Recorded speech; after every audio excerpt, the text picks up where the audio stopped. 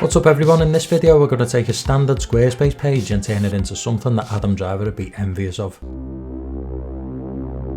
Just by using a tiny bit of code we'll make that overlapping sections effect that you saw in the intro, which will work on desktop, mobile and a 5th generation iPod.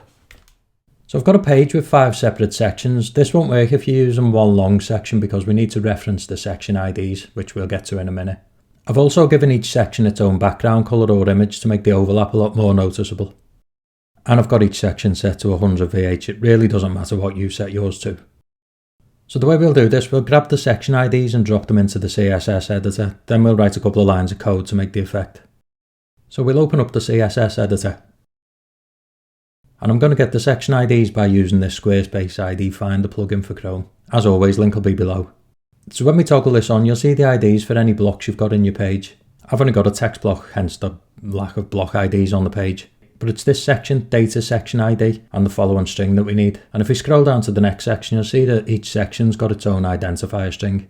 So we'll come back to the first section and take a copy of the identifier by clicking anywhere in the ID box. Then in the CSS editor, we'll paste the ID, followed by a comma and a space. Then we grab the next section ID and paste it in after the previous one. And again, giving it a comma and a space after. Then we'll do this for all the other sections.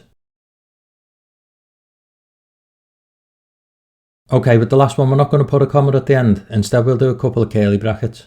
And between the curly brackets we'll do position, sticky, exclamation mark, important, and a semicolon. And what happens now when we scroll? Nothing, which is expected. That's because we need to tell it where to stick, and in this case we want it to stick to the top of the screen as we scroll.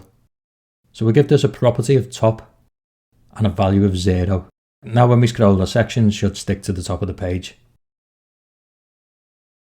Switch to mobile. All good.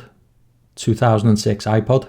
Yeah, it's a bit broke, but we won't worry too much about that. If you're looking for more Squarespace tips, check out this playlist next. If you're not already, consider subscribing to see more stuff like this. And hopefully, I'll see you in the next one.